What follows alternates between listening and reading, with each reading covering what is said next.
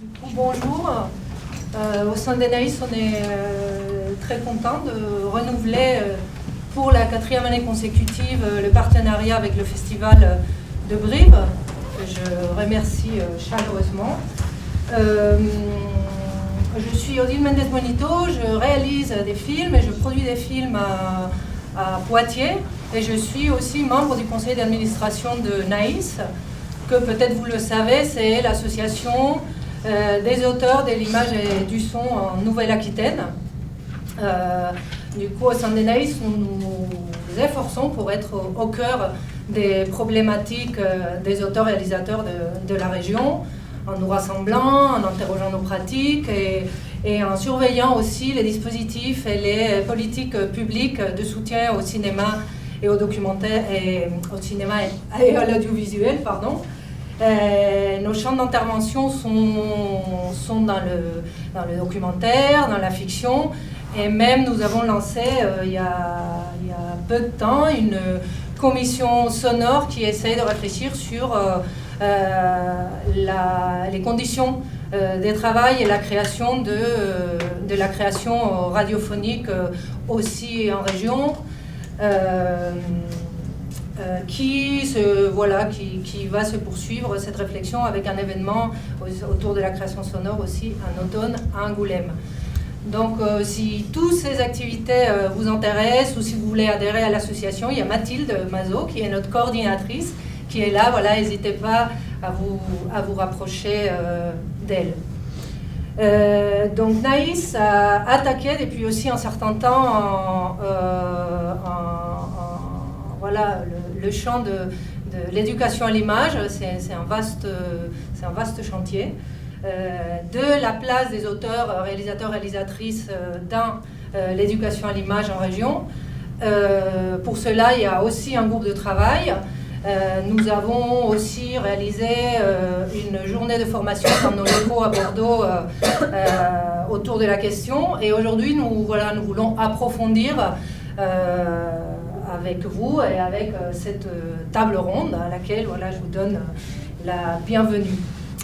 Nous voudrions aussi bien évidemment remercier nos partenaires. Toutes ces activités ont besoin de financement, donc on remercie la DRAC Nouvelle-Aquitaine, la région Nouvelle-Aquitaine, le département de la Gironde et la SCAM. Et pour finaliser, puisque nous sommes dans l'éducation à l'image, j'aimerais bien dire un petit mot sur le Créadoc, qui est une formation régionale qui est à Angoulême. C'est un des rares masters publics qui enseigne le documentaire de création, et c'est le seul en France qui s'intéresse à la question du son, puisque la première année de ce master est consacrée exclusivement à la réalisation documentaire sonore. Moi-même, j'ai pas mal de mes collaborateurs actuels dans la réalisation, dans la fabrication de films vont passer par ce master. Et si je vous parle du Créadoc, c'est parce qu'il est en danger pour des obscures restructurations à l'université. Ce master est en danger de disparition. Et Naïs, en tant que représentante de la filière professionnelle, pense que ça serait vraiment dramatique pour la création documentaire en région et même ailleurs. Nous voulons exprimer notre solidarité avec les étudiants et les enseignants de ce master qui se mobilisent actuellement pour éviter la fermeture. Donc voilà. Je vais passer le micro peut-être à mon collègue Jérôme et je vous souhaite une bonne table ronde. Alors, donc bonjour, moi je m'appelle Jérôme Polidor, je suis réalisateur, je travaille et j'habite à Poitiers. Et donc, je vais vous présenter la table ronde d'aujourd'hui.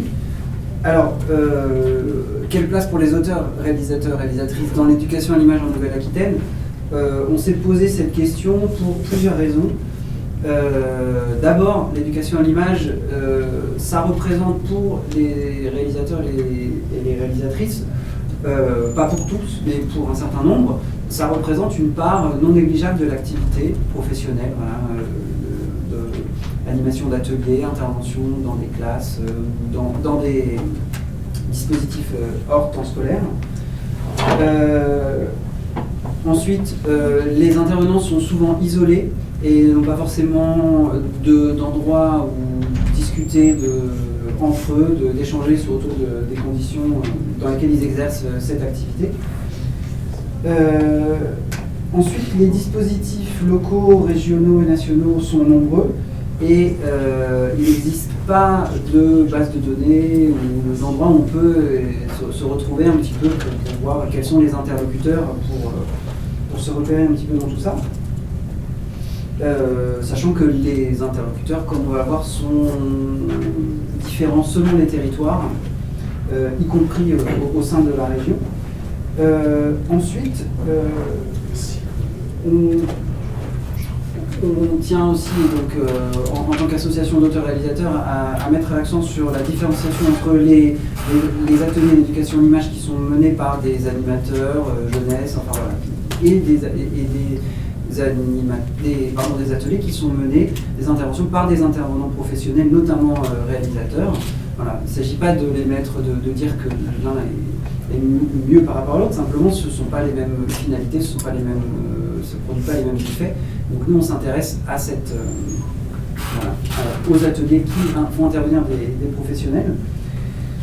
Et enfin, dernier constat, dans les tables rondes, dans les discussions qui sont menées autour de l'éducation à l'image, finalement, la question est assez rarement abordée du point de vue des réalisateurs, des intervenants.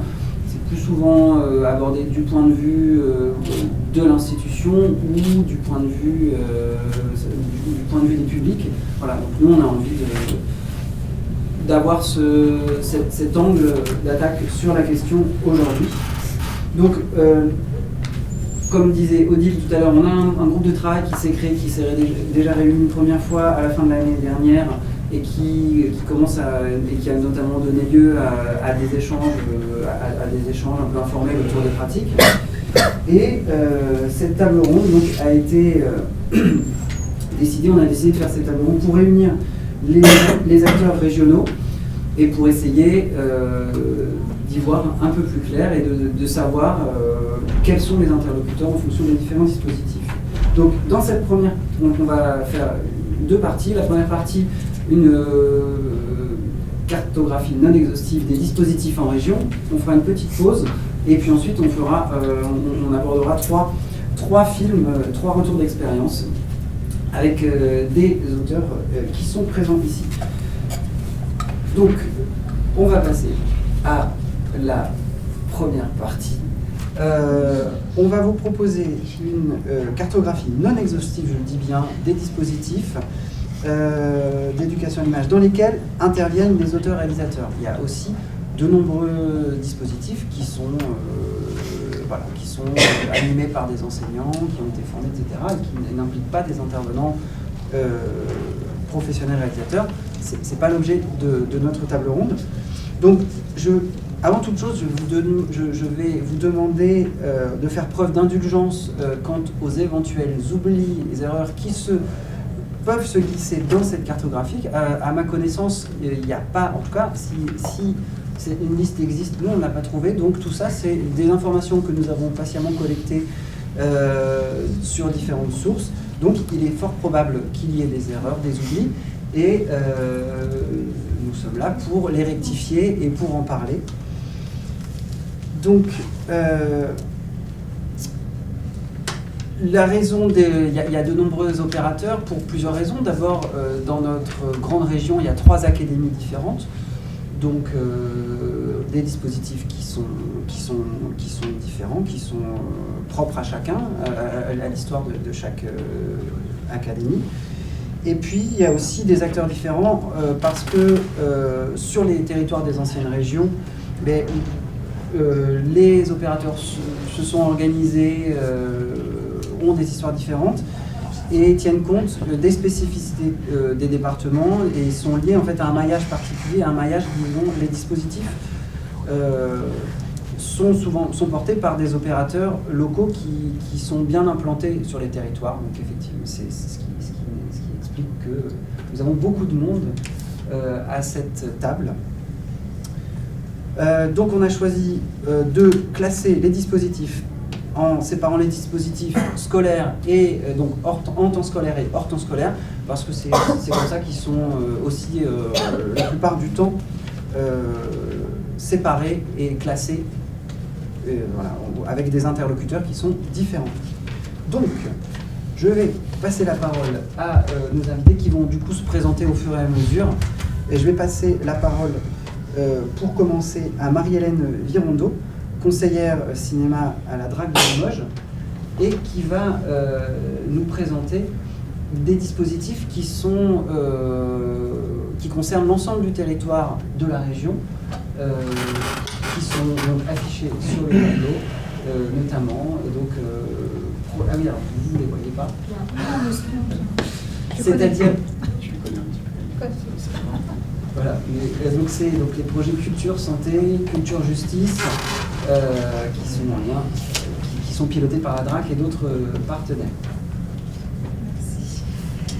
Donc oui, je m'appelle Marie-Hélène Virondeau, je suis conseillère cinéma et action culturelle, d'où les dispositifs que je connais bien, sur DRAC Nouvelle-Aquitaine, site de Limoges, parce qu'effectivement nous travaillons maintenant sur l'ensemble de cette grande région, dans des dispositifs complètement partagés, mais effectivement le choix de l'État a été de maintenir les 3 sites, de préserver les postes tels qu'ils étaient le plus possible. Il y en a bien sûr qui ont fait l'objet de mutualisation, etc. Mais bon, dans l'ensemble, les conseillers sont restés sur leur site, ce qui est quand même cohérent aussi, puisqu'on fait un travail de proximité et que pour couvrir des territoires aussi vastes, il faut quand même avoir un peu de proximité.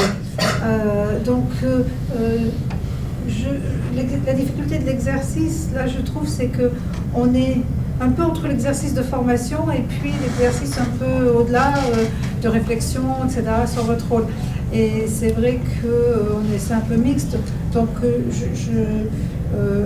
de toute façon, sur la partie, entre guillemets, formation, c'est-à-dire vous présentez un peu de manière technique les dispositifs, je vais aller vite parce que c'est d'abord, ça se trouve sur les sites internet maintenant. Donc, en allant sur le site de la DRAC, vous trouvez le contenu un peu de ces dispositifs.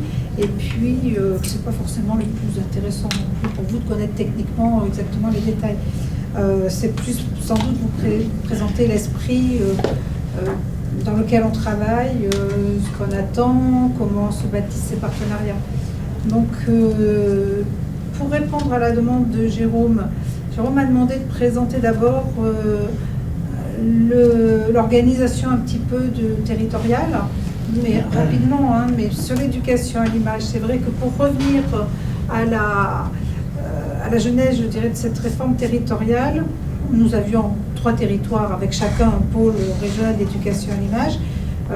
Il y avait donc éclat sur le territoire aquitain, Rouge Pixel qui était un service de la région sur le territoire picto-charentais, et les yeux verts pour le régional d'éducation à l'image de Brive sur le territoire limousin.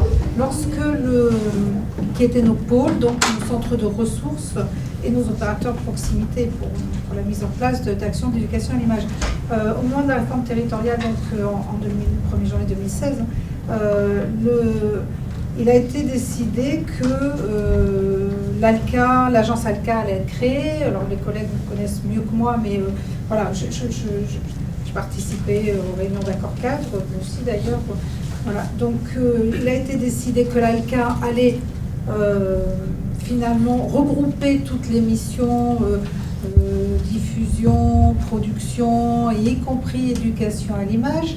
Mais nous, en Limousin, nous avions une problématique particulière qu'on a fait valoir, qui était que nous avions un pôle qui fonctionnait extrêmement bien, qui avait un fort développement territorial, qui en plus était lié à une histoire locale puisqu'il était situé sur le site de Brive et donc très soutenu par la ville et lié au centre culturel de la ville de Brive, donc très compliqué à démanteler sans perdre des financements importants, etc. Voilà.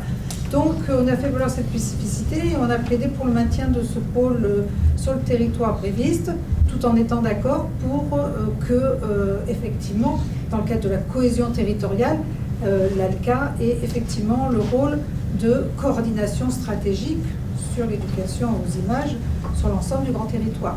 Ce qui fait que, effectivement, ce pôle a été préservé et nous en sommes très contents parce qu'il n'y a pas eu de rupture dans la mise en œuvre de nos dispositifs, enfin pas les dispositifs, mais plutôt nos actions d'éducation à l'image. Sur l'ex-Aquitaine, alors bon, les collègues en parleront mieux que moi, je pense aussi qu'il n'y a pas eu de problème. C'est plus compliqué sur Poitou-Charentes, qui a effectivement perdu momentanément avec la disparition de Rouge Pixel qui n'a pas forcément été compensée en termes d'action de proximité, etc. Donc ça, c'est une photographie à l'instant T et avec ce qui s'est passé pendant ce temps de mise en place de la réforme. Sur ce qui se passera après sur le territoire Poitou-Charentes et sur le territoire Aquitaine, mes collègues Sébastien et puis Virginie sont plus à même d'en parler que moi. Donc voilà un peu quand même comment ça s'est fait et ce qui fait que nous, sur le territoire limousin, on a notre pôle régional d'éducation des Cieux Verts qui sont un vrai pôle de ressources pour nous et qui sont en lien avec les réalisateurs et en tout cas que nous on porte comme pôle au centre de ressources, même s'il a beaucoup d'autres missions, même s'il est coordinateur pour l'école et cinéma, pour passeur d'images, voilà, pour tout un tas d'autres actions, les dispositifs, bien sûr, des ateliers en milieu scolaire, également principal partenaire d'options cinéma au lycée de Brive, mais on en parlera plus que moi. Mais au-delà de toutes ces actions spécifiques qui sont menées par le pôle, pour nous c'est un centre de ressources et c'est important parce que ils ont le pôle a un savoir-faire dans le montage des projets, donc est à même d'avoir la liste des intervenants, de pouvoir les contacter directement, etc. Donc on envoie systématiquement sur le pôle pour la mise en place d'actions nouvelles, dans la mesure du possible, toutes les personnes qui peuvent être intéressées par un projet cinéma. Et jusque-là, on s'en est félicité parce que ça a donné des choses très bien, dont le film qu'on va voir avec Florian Julien, si je ne me trompe pas, c'est ça. Parce que j'ai tendance, les noms, je suis un petit peu... Voilà. Est-ce que du coup, on peut revenir avant, parce qu'on va aborder la question du territoire limousin juste après, est-ce qu'on peut revenir juste sur les dispositifs donc, qui n'ont pas qui sont valables sur l'ensemble du territoire de la région? Oui, ben là, j'avais pris un peu dans le sens inverse, parce que je vous m'avais demandé de faire un panorama un peu général de comment ça se passait, mais effectivement, après, sur le territoire limousin, il y aura des précisions avec tous mes collègues, etc., sur les dispositifs précisément. Après, on a, comme mes collègues vont parler des dispositifs cinéma spécifiquement, passeurs d'images, des dispositifs d'éducation à l'image, au milieu scolaire, etc. Moi, je vais me contenter de vous présenter ceux qui sont des dispositifs d'action culturelle, qui ne sont pas des dispositifs d'éducation à l'image, mais dans lesquels il peut y avoir des projets cinéma et audiovisuels. Je ne vais pas m'étendre trop longtemps sur l'aspect technique, c'est des appels à projets. Vous trouvez des appels à projets annuels, en tout cas pour santé et médico-sociale. Tout est sur le site pour participer à l'appel à projet. C'est des actions partenariales entre région, DRAC et Agence régionale de santé. Culture Justice est un peu à part, c'est un projet partenariat avec la PJJ ou avec les services pénitentiaires, mais là encore sur le plan technique vous avez tout sur... là il n'y a pas d'appel à projet, vous avez tout sur le site, mais sur la justice il n'y a pas d'appel à projet, c'est plutôt en contact direct avec les services pénitentiaires ou la PJJ et des projets spécifiques qui se montent ponctuellement. Mais pour les deux autres, médico-social et puis culture santé, c'est des projets, des appels à projet. Ce qui est peut-être... Ce sur quoi je veux attirer votre attention, c'est sur l'esprit des dispositifs. Voilà. Et en lien avec ce que ça vous demande, vous, si vous inscrivez dans des projets comme ça. Nous, la DRAC, qui au départ est l'artisan quand même du ministère de la Culture, l'artisan de ces dispositifs partenariaux, notre objectif principal, c'est d'avoir des artistes au cœur du dispositif qui portent un regard singulier sur le projet qu'ils vont monter, qui peuvent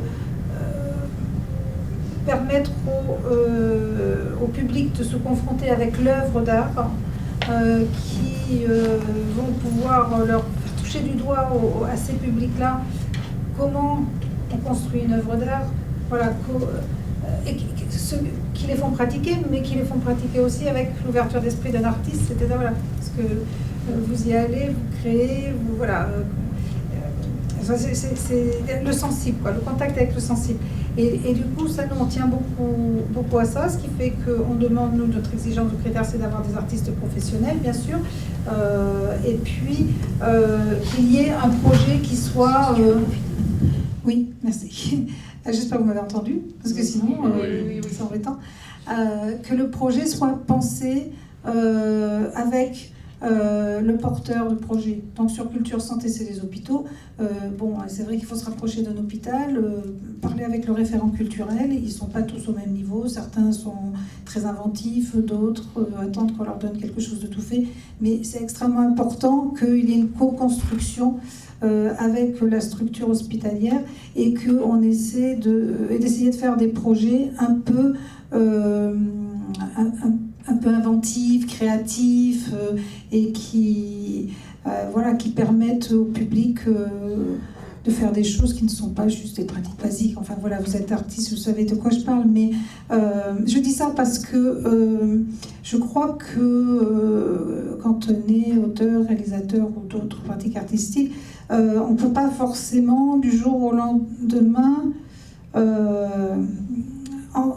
accompagner des dispositifs d'action culturelle et puis de ce type en tout cas dont je parlais, Culture Santé, et puis finalement ce soit une source de revenus importante, parce que finalement, même si pour nous on considère que c'est pas mal rémunéré, 55 € de l'heure ce sont nos tarifs, nous en tout cas la DRAC on finance les interventions sur la base de 55 € de l'heure. Rien n'interdit à une structure de payer plus si elle a trouvé d'autres partenaires et que, évidemment, elle peut financer plus. Mais nous, c'est la base des tarifs pratiqués dans le cadre des dispositifs. Mais c'est vrai que, du coup, quand on prend part pour la première fois à ce type de dispositif, on peut passer beaucoup de temps de préparation avant de se mettre vraiment dans l'esprit, et puis en plus de se mettre à la portée de ses publics. C'est un travail aussi. Je pense que c'est quelque chose qu'après, avec la pratique, qui pose plus de problèmes et qui... C'est pour ça que moi, je serais plutôt... à la fois, on ne veut pas avoir des artistes qui se professionnalisent là-dedans et qui gagnent leur vie qu'à travers ça. On veut des artistes qui tournent, mais en même temps, si je suis honnête, je pense qu'il faut quand même... il faut peut-être avoir un ou deux projets derrière soi pour vraiment avoir compris l'esprit des dispositifs et pour s'y inscrire de façon fluide, j'ai envie de dire. Bon, ça, c'est une remarque personnelle. Hein. Maintenant, c'est comme partout. Hein. Il y a des gens qui vont plus avoir l'esprit à ça et d'autres... voilà. Mais nous, c'est ça l'idée. C'est vraiment qu'il y ait une co-construction, qu'il y ait une réflexion. Co-construction d'ailleurs avec d'autres artistes aussi, parce qu'on peut très bien avoir un projet sur un travail avec un chorégraphe ou tout autre type d'artiste, et puis projet de film en même temps, que les deux soient imbriqués. Voilà. Donc tout est possible comme type de projet. Pourvu que ce soit pensé, pourvu que ce ne soit pas plaqué et que les publics participent à toute la chaîne aussi en termes de pratique. On n'exclut pas complètement que le film soit monté par exemple par un réalisateur, surtout quand vous êtes sur un projet en EHPAD par exemple, où les gens ne vont pas pouvoir peut-être participer au montage, mais au moins qu'ils puissent peut-être regarder ce qui se fait. Et puis lorsque ce n'est pas des personnes comme ça qui sont trop dans des situations difficiles en termes de handicap, qu'ils participent au montage, que ce soit leur film, que ce ne soit pas un objet plaqué sur une action qui s'est passée comme ça en amont. Donc voilà ce que je voulais un peu vous dire là sur ces dispositifs, moi. Est-ce qu'on peut parler du dispositif C'est mon patrimoine ? Oui, alors c'est mon patrimoine. À mon avis, il y a un petit peu moins de développement possible, mais il y en a, hein, parce qu'il faut que ce soit un dispositif autour d'un lieu patrimonial ou d'un patrimoine immatériel. Mais c'est vrai que du coup, c'est un projet qui a monté en partenariat avec un musée. En général, c'est des musées. Ça peut être autre chose, ça peut être un château, ça peut être... Voilà. Et du coup, c'est pas forcément si facile que ça de monter un projet audiovisuel, mais voilà, tout peut se faire. C'est mon patrimoine, c'est pareil, c'est un appel à projet 1 fois par an. L'idée, c'est de permettre à des jeunes, de manière ludique et malgré tout qualitative, d'aborder le patrimoine de leur territoire. C'était au départ un dispositif politique de la ville, ça tout ça, c'est-à-dire c'était pour les gamins des quartiers et pendant les vacances. L'idée étant de dire que les gamins ils sont inoccupés pendant les vacances et à côté d'eux il y a des richesses patrimoniales qu'ils ne connaissent pas.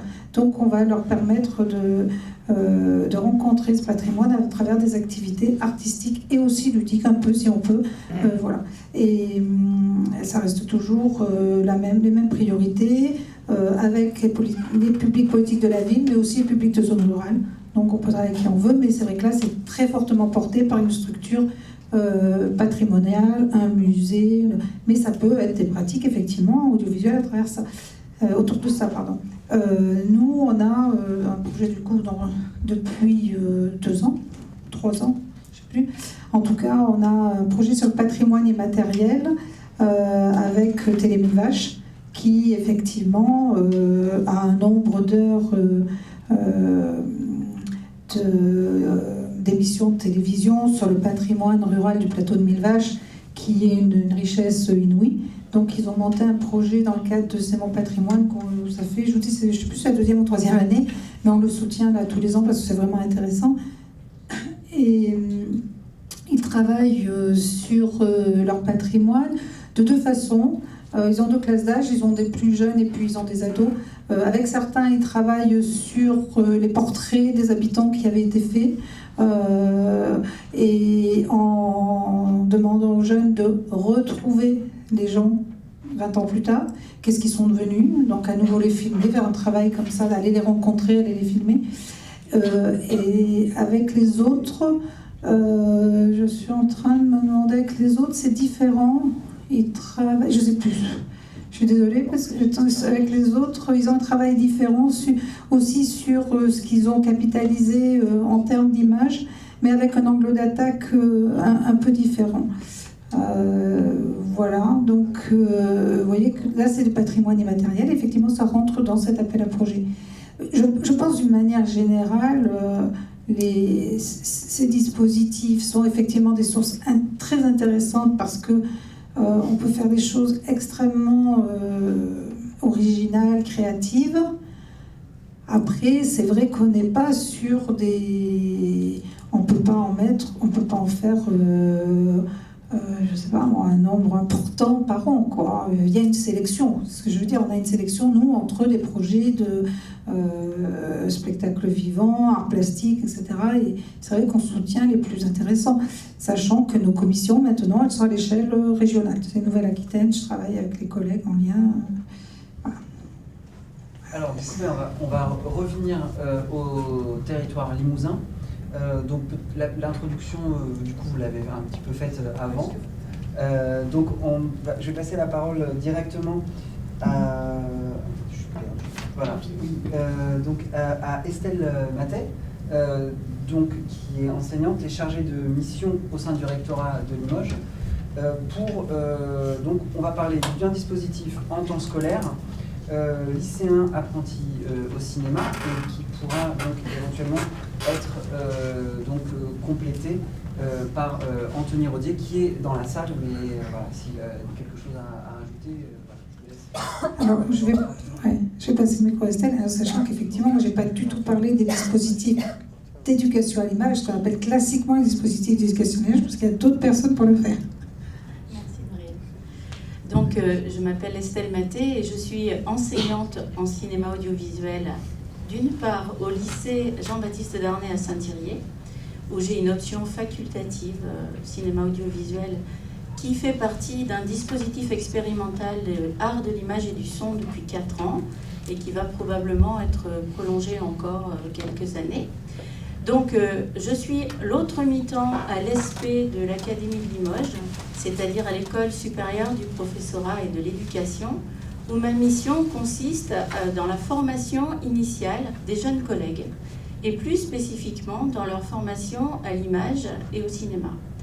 Alors, je suis chargée de mission par Madame la rectrice depuis cette année pour coordonner plus généralement les actions du côté de l'éducation nationale, bien sûr, en ce qui concerne l'Académie de Limoges, école au cinéma, collège au cinéma dans les 3 départements de l'Académie, et lycéens au cinéma à Limoges.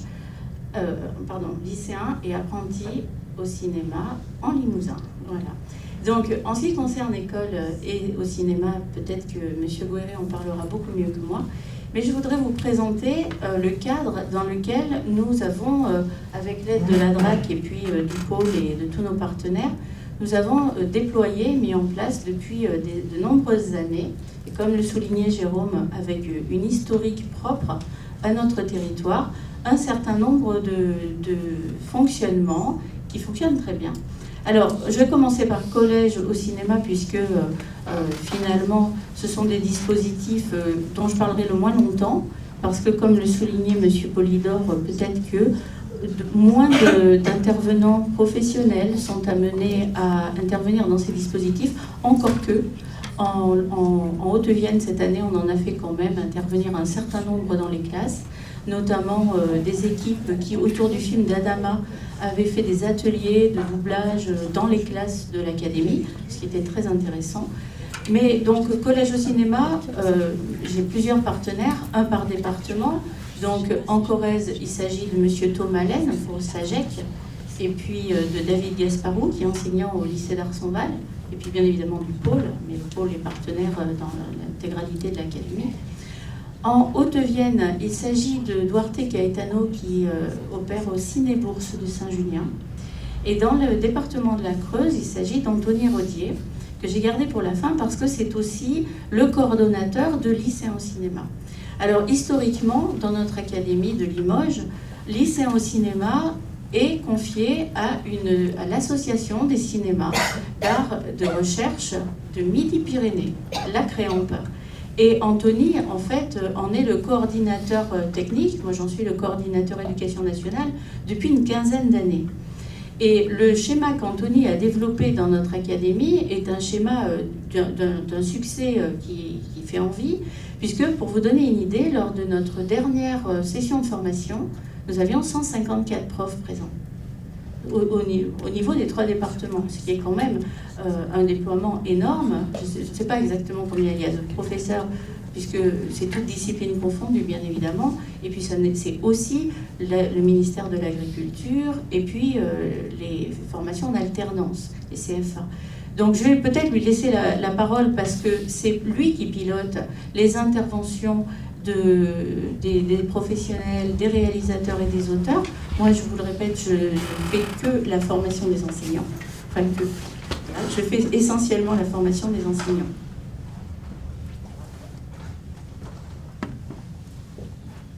Merci. Bonjour.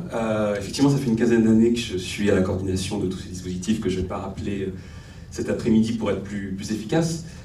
Simplement rappeler, effectivement, comme l'a dit Estelle, qu'on a un déploiement assez exemplaire sur l'Académie de Limoges, puisqu'en fait, en termes de démocratisation sur le culturel, il n'y a pas de secteur qui est oublié sur le territoire, tout simplement parce qu'on travaille aussi avec un maillage de salles de cinéma qui est assez dynamique et exemplaire aussi. Donc ça, c'est le premier volet. Bien évidemment, c'est montrer des films aux élèves, puisque les dispositifs d'éducation à l'image, c'est ça, d'abord, c'est 3 films par an, etc., des formations pour les enseignants. Mais le modèle dont parlait Estelle, c'est un modèle qui va plus loin, c'est-à-dire qu'on propose à toutes les classes engagées dans l'opération lycéens et apprentis au cinéma de recevoir un intervenant professionnel en classe.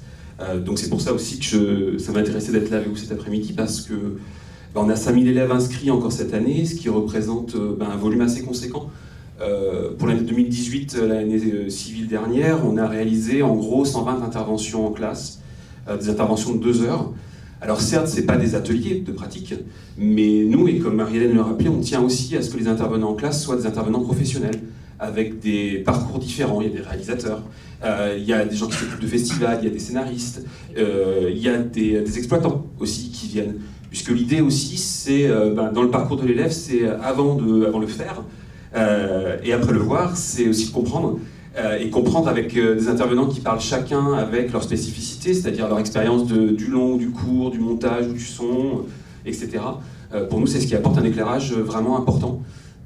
On parlait de professionnalisation ou pas, c'est intéressant comme ça d'avoir tout le panel autour du cinéma, du créateur jusqu'à l'exploitant, au festival, etc.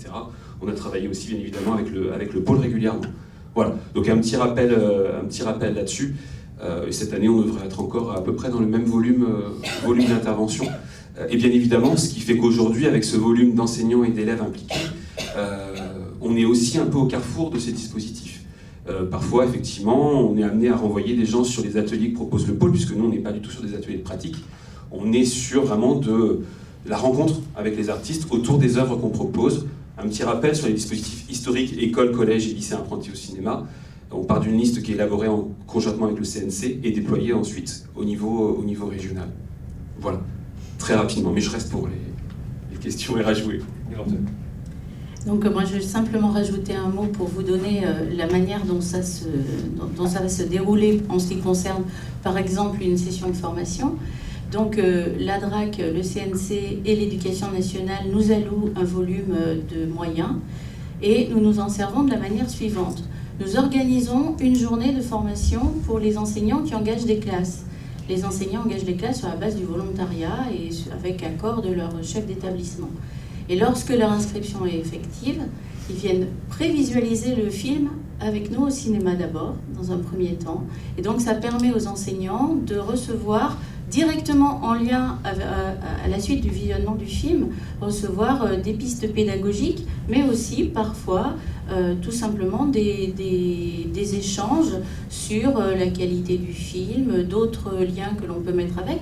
Alors par exemple, en ce qui concerne le département de la Corrèze, on travaille en étroite collaboration avec le pôle, et le pôle fait sur son site internet une liaison avec d'autres films qui permettent d'enrichir les choses au fur et à mesure. En Creuse, ça peut être complètement différent. Il s'agit parfois d'échanges de pratiques. En Haute-Vienne, cette année, on a pu faire intervenir des réalisateurs et aussi des personnes spécialisés, professionnels, et qui vont donc aider les enseignants à développer une stratégie peut-être différente de ce qu'ils font dans leur cours d'ordinaire, et à dépasser les frontières de leur matière pour faire vraiment de l'éducation à l'image. Voilà. Très bien, merci. Alors on va peut-être passer la parole à ce fameux pôle qui a un nom, qui s'appelle Les Yeux Verts et qui est représenté ici donc, par Olivier Gouéry. Donc peut-être parler un petit peu d'abord des activités en temps scolaire avant d'enchaîner sur les dispositifs qui concernent le hors temps scolaire. Ok, bonjour. Donc Olivier Gouéry, donc responsable des Yeux Verts, le pôle éducation aux images, donc situé à Brive. Alors effectivement, la première mission du pôle, c'est l'animation du réseau d'acteurs culturels sur le territoire. Donc ce qui explique qu'on travaille avec toutes les structures qui sont en lien avec l'éducation à l'image, et évidemment aussi quelques dispositifs, structures et intervenants. Donc c'est des dispositifs, mais pas que, c'est beaucoup d'actions en fait transversales qui amènent parfois à travailler au sein d'un dispositif, parfois à réaliser une action ponctuelle pour un besoin juste qui s'exprime pour une structure culturelle ou associative. Ça c'est important à noter en fait quand même, parce que l'intérêt du pôle, c'est d'être justement en lien avec tout un tas à la fois différents niveaux pour les enseignants. Par exemple, la formation qu'on organise cette année pendant le festival touche des enseignants de tous les niveaux. Et on réunit, par exemple, les enseignants qui sont des enseignants de cinéma, mais aussi des enseignants qui travaillent avec le cinéma. Et en fait, on se rend compte que à l'échelle d'un territoire comme le Limousin, il y a plein d'enseignants qui ne se connaissent pas Et c'est grâce justement au pôle, à la nature du pôle, qu'il y a une mise en commun, en fait, comme ça, qui peut se faire. Donc c'est cet aspect transversal qui est vraiment, vraiment important. Alors après, pour les dispositifs proprement dits, le pôle est coordinateur d'école et cinéma en Corrèze. Et le principe des dispositifs, c'est d'avoir toujours un binôme avec quelqu'un au cinéma, et surtout au cinéma, une personne de l'éducation nationale. Et dans ce cadre-là, donc il y a la coordination avec, comme le disait Anthony, le partenariat avec les salles qui est très important. Et la réussite du dispositif, c'est un dispositif qui marche si les salles marchent, respectent le cahier des charges, respectent le fait que ce soit des séances à but pédagogique. Voilà, il y a toutes ces conditions qui sont importantes. Et dans ce cadre-là, nous, on fait des ateliers, alors, qui ne peuvent pas concerner évidemment toutes les classes, parce qu'il y a 9000 élèves dans le département, mais chaque année, on organise des ateliers avec un intervenant professionnel, soit directement en classe pour faire un atelier de pratique, soit dans le cinéma, quand on peut allier en fait à la fois une projection et puis une intervention un peu particulière, comme cette année, un ciné-concert par exemple. Donc, par contre, ça balaye un champ d'intervenants, en fait, de compétences assez divers. On travaille aussi bien avec des plasticiens, des musiciens ou des réalisateurs, mais pas que des intervenants de l'image et du son. Voilà, ça c'est quand on a travaillé la mise en place de cette table ronde. Il y a plusieurs exemples que j'ai proposés qui ne correspondaient pas tout à fait au but de l'association. Donc voilà, c'est pour dire qu'on travaille avec des gens aux compétences très diverses. Donc ça, c'est pour le dispositif école et cinéma. Il y a le dispositif passeur d'images. Donc le pôle est coordinateur toujours pour le Limousin. Donc là, il y a aussi dans ce cadre-là beaucoup d'ateliers qui sont réalisés. Donc là, c'est peut-être le dispositif où il y a le plus de sollicitations de réalisateurs. Pour le Limousin, il y a cette année 12 ateliers qui ont été acceptés. Donc la nature même des projets, c'est vraiment l'accompagnement d'un groupe de jeunes, depuis l'écriture jusqu'à la réalisation d'un film. Souvent, c'est ça. Ça peut être autre chose, mais là, c'est vraiment ce cadre-là qui correspond bien à ce que cherche Naïs, je pense, comme sortie débouchée. Voilà, ce qui vous intéresse concrètement.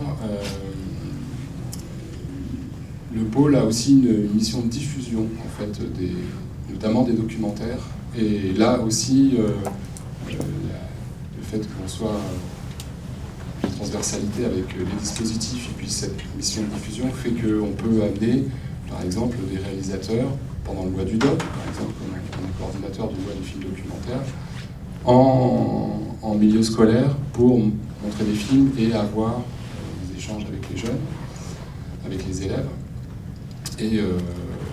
Et rencontrer à ce moment-là des réalisateurs, par exemple, à qui on va demander à un autre moment de l'année d'intervenir en classe pour faire un atelier, pour parler de son métier, pour intervenir directement dans le projet des élèves. Et c'est le cas, par exemple, pour l'option cinéma de Brive, puisque nous sommes partenaires de l'option cinéma de Brive et de Saint-Léonard-de-Noblat, où notre travail, notre mission, c'est d'être intermédiaire entre les enseignants et les professionnels pour trouver au plus juste les compétences dont les enseignants ont besoin pour faire avancer le projet des élèves. Puisque l'option cinéma, les élèves qui suivent l'option cinéma doivent réaliser un film qu'ils présentent au bac.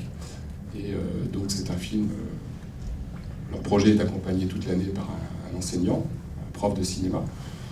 Et régulièrement, tout au long de l'année, il y a des professionnels qui viennent et qui accompagnent les élèves pour soit le montage, soit l'étalonnage, ou ça peut être des interventions sur la découverte d'un métier comme la production. Cette année, il y a une productrice qui est venue parler de son métier. Donc voilà, je sillonne entre toutes les actions, mais en fait, ça correspond bien à ce que je fais au quotidien, c'est-à-dire que c'est un croisement à la fois d'intervenants, d'actions, de dispositifs beaucoup plus calibrés, mais avec une adaptation permanente, et surtout trouver les bonnes personnes pour faire correspondre en fait les structures, le besoin des structures, et trouver la bonne personne qui corresponde au projet. Voilà, c'est un travail d'affinage permanent. D'accord, merci. On va pouvoir donc passer au territoire aquitain, et donc je vais passer la parole à Sébastien Gouverneur de l'agence ALCA, qui coordonne les dispositifs en temps scolaire. C'est ça, bonjour à tous. Donc il y a déjà beaucoup de choses qui ont été dites, et on s'aperçoit qu'au-delà des frontières territoriales, voilà, on fait tous un peu le même métier, donc c'est rassurant. On a surtout tous aussi la même vision, notamment quand vous parliez de la co-construction, du fait que tous ces dispositifs sont nés de partenariats entre le ministère de la Culture et différents ministères, comme l'éducation nationale, la santé, la politique de la ville à l'époque, la justice. Et ça, c'est très important. Je crois que c'est vraiment le fil rouge qu'on doit tous suivre, c'est cette idée qu'il faut garder une place pour la création au sein de tous ces univers qui sont parfois très fermés et très cloisonnés. Donc évidemment, c'est une conviction qu'on partage, nous, dans nos actions. Je reviens aussi sur ce que tu as dit en introduction. Tu as parlé d'un foisonnement de dispositifs, d'une jungle de dispositifs. Enfin, c'est pas ton terme, mais je l'utilise. Et c'est vrai qu'a priori, ça donne cette impression-là, mais c'est une très bonne nouvelle. C'est une super bonne nouvelle. Il faut savoir que l'éducation à l'image en France est le champ de l'éducation artistique et culturelle qui est le plus structuré, où à tous les moments du parcours scolaire d'un enfant, il y a cette possibilité institutionnelle de rencontrer des œuvres, de rencontrer des auteurs, de parfois aller jusqu'à la pratique, même si dans un cadre scolaire c'est évidemment un peu plus compliqué, et comme tu le disais, des dispositifs comme passeurs d'images sont plus adaptés parce qu'il y a un temps long, parce qu'il y a plus de temps qui est libéré plutôt que les simples heures attribuées à un enseignant dans une salle de classe. Donc c'est une réalité. Il est plus facile de développer des ateliers hors de l'école, mais malgré tout, nous, notamment dans le cadre de lycéens au cinéma, lycéens et apprentis au cinéma qu'on gère sur l'Académie de Bordeaux, donc c'est un gros dispositif, il y a 15 000 élèves inscrits, à peu près 115 établissements qui participent.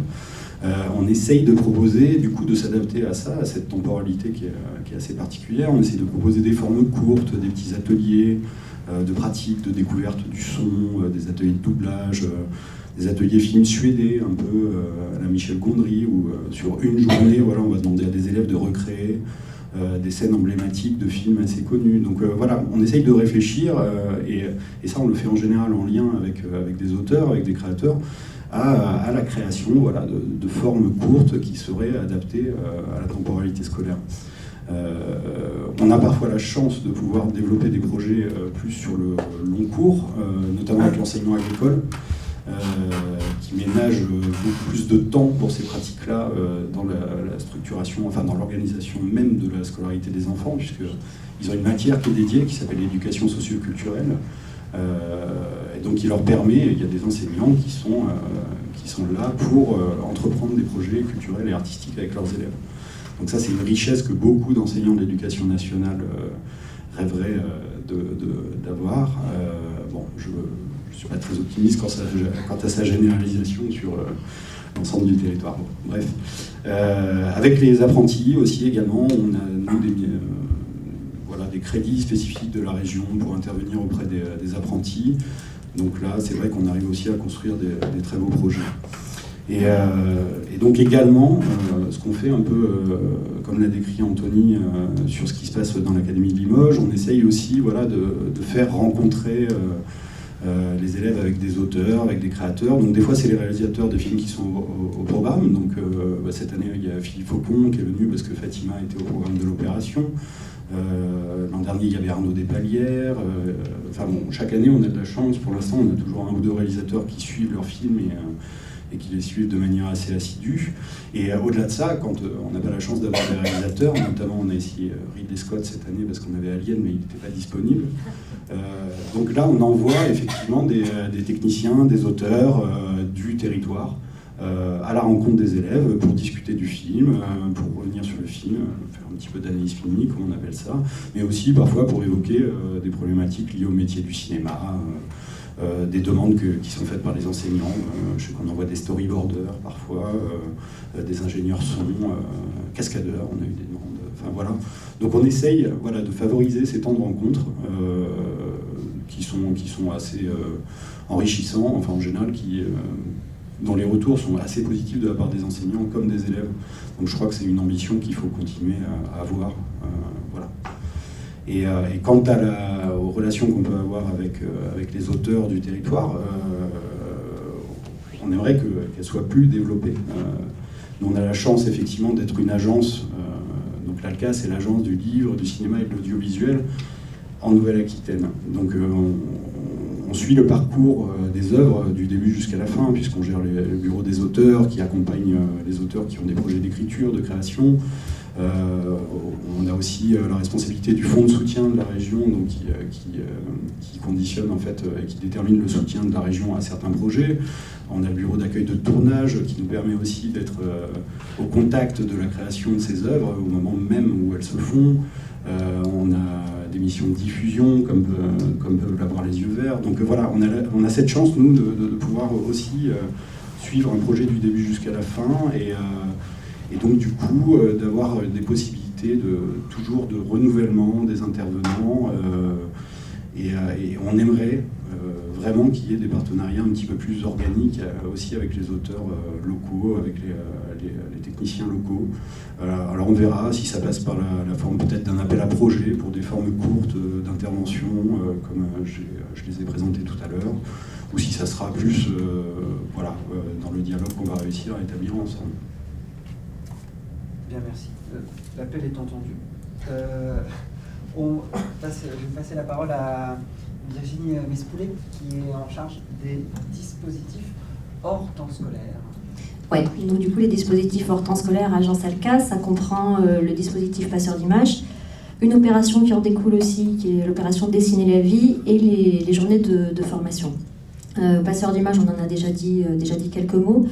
J'ai juste précisé que c'est un dispositif qui est né en 91, c'est un dispositif interministériel qui est soutenu par le Commissariat général à l'égalité des territoires, par le ministère de la Culture, celui de la Justice et le CNC. Et en 91, du coup, le dispositif s'est beaucoup développé depuis, parce qu'en 91, il est né suite à ce que aux émeutes qui avaient lieu à Vaux-en-Velin, ce que les médias avaient appelé le problème des banlieues. Du coup, pour y répondre, le ministère de la Culture a souhaité développer un dispositif. Donc ça s'est traduit par des projections en plein air notamment, au début c'était beaucoup ça, et puis le dispositif s'est beaucoup développé et s'est enrichi au fil des années. Je précise parce que du coup il s'est enrichi, il s'est développé aussi dans toutes les régions, mais en fonction des réalités de chacune des régions, et ça c'est un fait important parce que le dispositif se base sur une charte et sur un cahier des charges interministériel, mais ensuite il se développe de façon un peu différente dans chacune des régions, justement parce que c'est un dispositif, on l'a dit tout à l'heure, qui offre vraiment une marge de manœuvre pour la construction du projet, et c'est vraiment des projets cousu main à chaque fois. Pour parler de la région Nouvelle-Aquitaine, alors avec mes homologues Alice du coup, qui est là et Olivier qui travaille aux Yeux Verts, on a essayé d'harmoniser un peu nos pratiques, d'harmoniser un cahier des charges, mais malgré ça on a des fonctionnements un peu différents dus à nos histoires politiques et nos histoires territoriales. Mais globalement c'est un dispositif qui fonctionne par appel à projet. Nous on en a deux par an. Ce sont des projets qui doivent être co-construits par une structure culturelle et une structure sociale. Qui font intervenir systématiquement un auteur ou réalisateur, enfin un créateur, c'est un des points importants du cahier des charges. Et donc c'est un dispositif effectivement qui systématiquement fait intervenir un créateur du champ du cinéma et de l'audiovisuel. Et les dispositifs là, c'est des projets qui sont vraiment très différents. Il n'y a pas un projet qui se ressemble, même si effectivement les ateliers de pratique et les ateliers de pratique autour du cinéma de fiction dominent, mais on peut vraiment inventer des choses très diverses au sein de ce dispositif. Donc il y a vraiment toute la marge de manœuvre pour les auteurs. Il y a des auteurs qui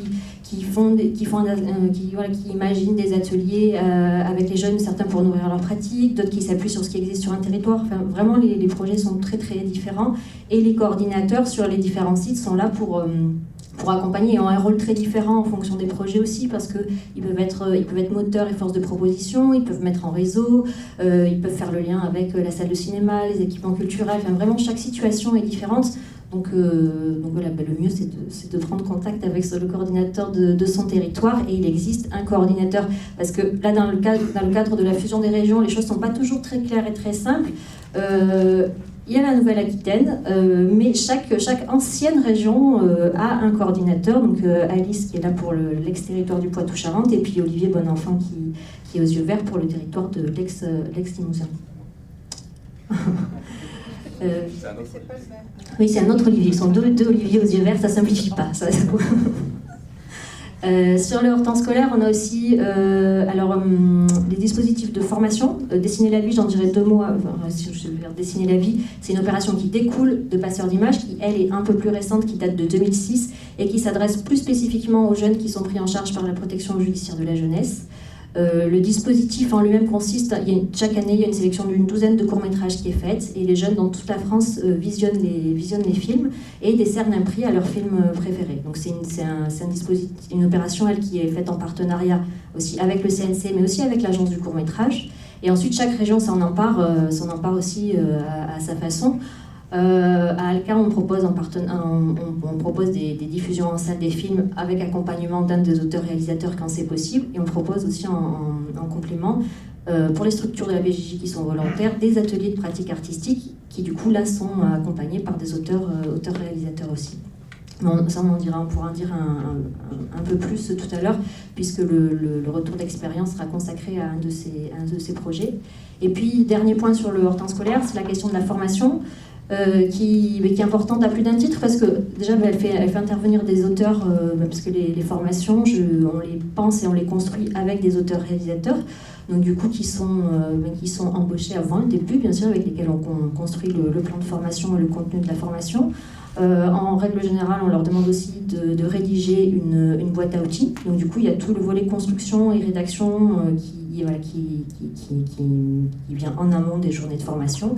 Et ensuite, les journées de formation, là, c'est à minima deux journées sur des thématiques diverses. Là, on a pu faire l'écriture des scénarios de court-métrage, le cinéma documentaire et le point de vue de l'auteur. Après, il y a des fois des formations plus pratiques et plus techniques sur des outils comme la table Mashup par exemple. Et les demandes de formation sont construites aussi en fonction des besoins et des retours qu'on a du terrain, et notamment des besoins des auteurs et des créateurs sur le terrain. Donc là c'est pareil, chaque région, enfin chaque territoire a un coordinateur, donc il ne faut pas hésiter à faire remonter les besoins. Voilà. Merci. On va donc passer au dernier des territoires. Alors, donc, faut pas dire Poitou-Charentes, il faut dire territoire picto-charentais. En temps scolaire, il y a des classes cinéma audiovisuel dans différents lycées, à Loudun, Rochefort et Angoulême, en option de spécialité, et à Mel en option facultative. Alors, lycéens et apprentis au cinéma, il y a très peu d'interventions d'auteurs, de réalisateurs ou même de techniciens. J'ai pas mis la diapo, c'est pour ça. Ça change tout. Voilà.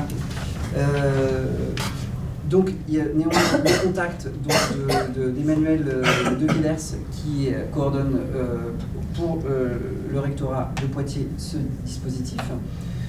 Alors, il y a quelque chose qu'il n'y a pas sur les deux autres territoires, c'est des appels à projets qui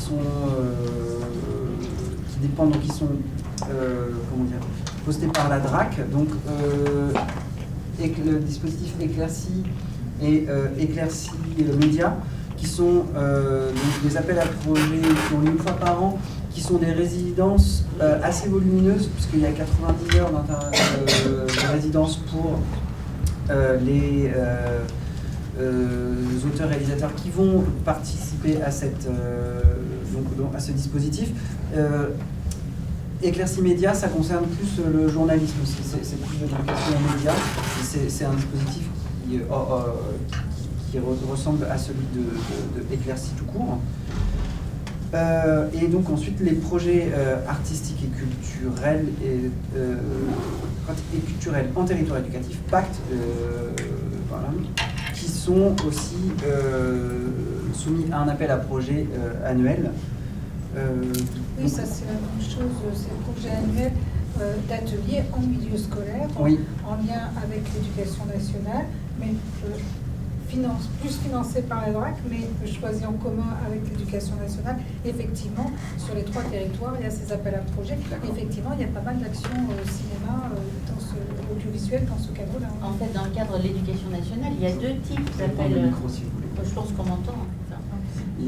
D'accord. Il y a 2 types d'appels à projets qui permettent à des enseignants de prendre une initiative culturelle et artistique. Il y en a dans le cadre du projet copiloté entre le rectorat et la DRAC. D'ailleurs, on fait une demande de financement en exposant le projet pour le début du mois de mai, à peu près. Et la DRAC en territoire limousin et le rectorat sont vraiment des partenaires qui accompagnent énormément de projets.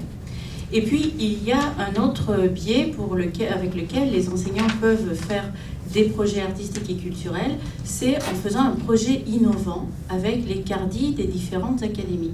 Donc, dans toutes les académies, il y a des CARDI, j'allais le dire, ce sont les cellules académiques de recherche et de développement, d'innovation et d'expérimentation. Donc, il y en a une dans chaque académie. Dans l'académie de Limoges, notre CARDI est particulièrement vivante. Et à l'eau des tentatives. Je vous ai dit tout à l'heure, en présentant mon projet, que nous avions un projet expérimental innovant.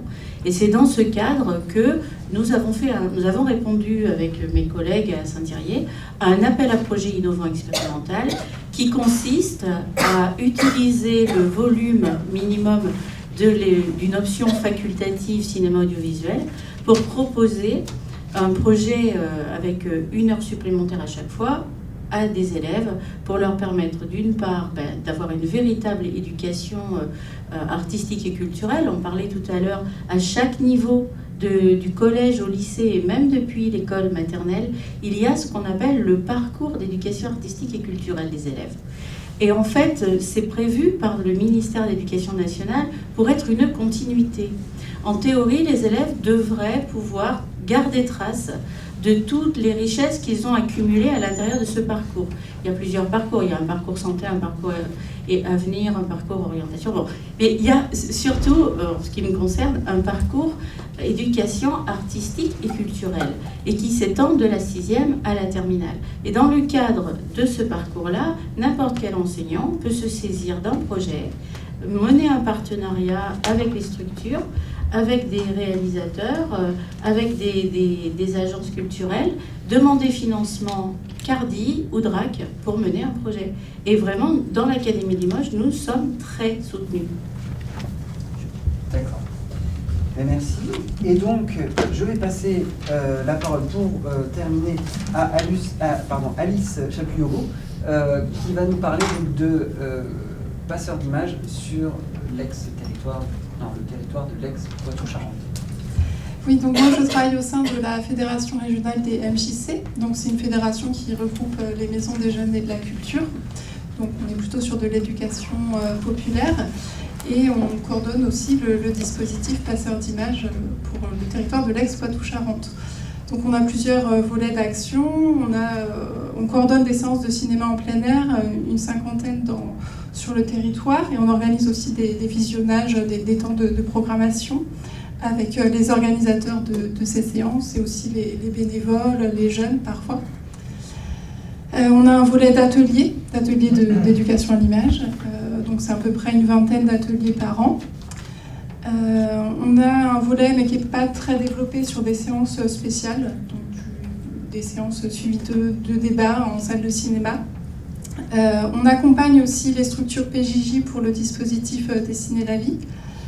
Et le dernier axe, c'est la formation. La formation plutôt en direction des animateurs socioculturels, des médiathécaires, sur des thématiques de l'éducation à l'image, mener un projet d'éducation à l'image, ou sur quelque chose de plus spécifique, comme le cinéma d'animation, le documentaire.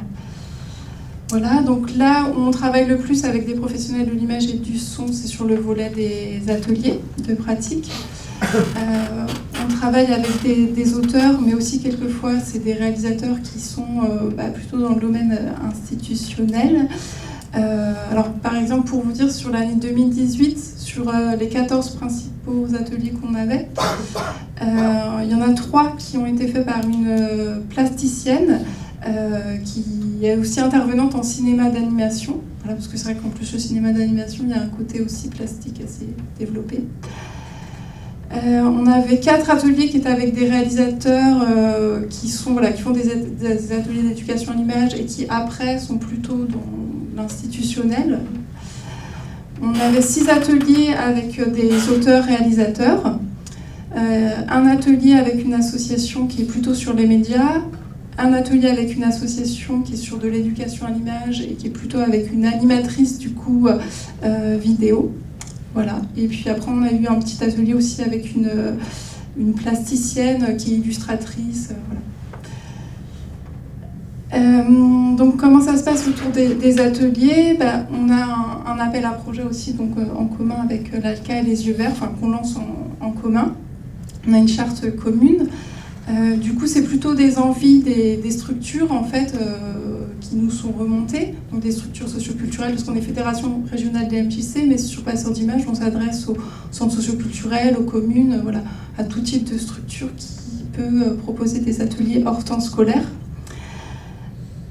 Voilà, parfois, c'est aussi des envies de jeunes en fait qu'on nous fait remonter. L'année dernière, par exemple, on avait un projet où c'était des jeunes filles qui avaient écrit un scénario qui avait été proposé pour Jindou Cinéma, en fait, qui avait été proposé dans ce cadre de ce concours de scénario. Et du coup, on les a accompagnés à faire le film. Donc là, voilà, c'était vraiment quelque chose qui partait des jeunes. Et depuis quelques années aussi, on essaie de faire des propositions soit de notre part, soit de la part de professionnels de l'image et du son. Donc on fournit en même temps que l'appel à projet un petit... c'est pas vraiment un catalogue parce que l'idée c'est que ça soit pas clé en main et que les projets ils soient vraiment aussi construits co-construits en fait avec les animateurs. Et du coup, voilà, c'est aussi la possibilité pour les intervenants de l'image et du son de faire des propositions de thématiques qu'ils aimeraient développer en atelier. Donc, par exemple, cette année, il y a un réalisateur qui avait envie de travailler sur de la fiction à partir d'idées de faux complots. En fait, il avait envie de travailler sur ça avec les jeunes, en fait, d'imaginer des faux complots et du coup d'en faire un travail de cinéma de fiction. Voilà, ça c'est pour donner un petit peu un exemple de proposition qu'on peut faire. Voilà, après c'est vrai que quelquefois on aimerait pouvoir aller plus loin aussi un petit peu dans des démarches de création partagée, donc avec un temps encore plus long d'intervention, où du coup voilà, là ce serait vraiment un travail de réalisateur, en fait d'auteur, qui développerait en fait son propre travail, mais en impliquant des jeunes, des habitants, voilà, un petit peu dans une optique d'atelier, en fait, de mêler les deux. Mais ça demande des financements en fait, qu'on n'a pas. Donc pour l'instant, on reste vraiment sur le volet atelier qui dure en général une semaine. C'est un peu ça le volume type, en fait, c'est à peu près une semaine pendant des vacances scolaires. Voilà. Après, par rapport à la question de la place des intervenants, c'est une question très intéressante que je trouve que vous posez. En fait, pour moi, c'est le curseur en fait entre la participation des jeunes, en fait, la participation en fait des participants à l'atelier, pour que voilà, ça soit aussi leur film, aussi qu'on les accompagne dans une démarche à eux, et puis aussi l'apport en fait que un auteur va avoir en fait. Voilà. Donc toujours trouver le juste milieu en fait entre ces deux pôles-là. Et voilà, du moment qu'on ne se situe pas dans une démarche extrême en fait, où où soit, par exemple, un professionnel va faire son film à lui sans du tout prendre en compte en fait les participants, ou à l'extrême inverse en fait des participants qui vont être pas très accompagnés en fait, où du coup il n'y aura pas un apport vraiment créatif important. Voilà. Du moment qu'on n'est pas dans ces deux extrêmes, en fait il y a plein de positions différentes des professionnels et qui sont, je pense, propres à chacun et qui sont intéressantes en fait, voilà, quelles qu'elles soient. Voilà. Écoute, je te remercie pour cette formidable transition qui nous amène gentiment vers la deuxième partie de cette table ronde. Donc, je voulais vous remercier toutes et tous d'avoir présenté les dispositifs dont vous avez la charge. On ne va pas faire de débat maintenant, on va faire une petite pause de un peu moins de 15 minutes, on va reprendre à 15h30 pour la suite.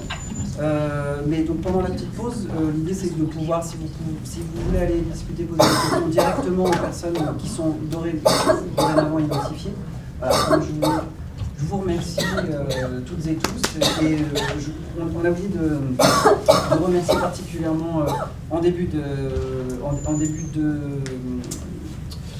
table ronde Alka pour également la participation à l'organisation et la prise en charge de certains frais de cette table ronde. Voilà. Donc on se retrouve avec 3 exemples, donc justement comme tu disais Alice, de démarches différentes d'éducation à l'image, et on va pouvoir venir plus précisément poser la question de la place et de la place de l'auteur et de la relation avec le public bénéficiaire des actions. Merci à tous.